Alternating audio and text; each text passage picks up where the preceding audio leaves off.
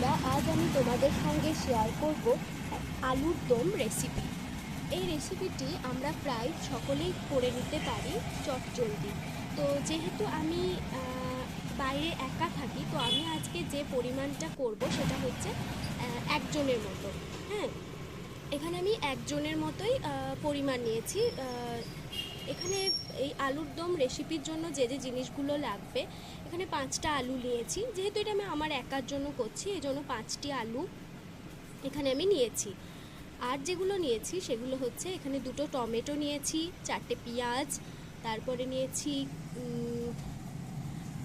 1 ক রসুন, কিছুটা আদা। রসুনটা অবশ্য আমি সবটা দিইনি, কিছুটা পরিমাণ দিয়েছিলাম। আর নিয়েছি 4টে লঙ্কা। এবং এরপর আমি আলুগুলোকে কিছুটা কুচিয়ে নিয়েছি। আলুগুলোকে কুচিয়ে নেওয়ার পর জলে রেখেছি। তারপর পেঁয়াজটাকে কুচিয়ে নিয়েছি।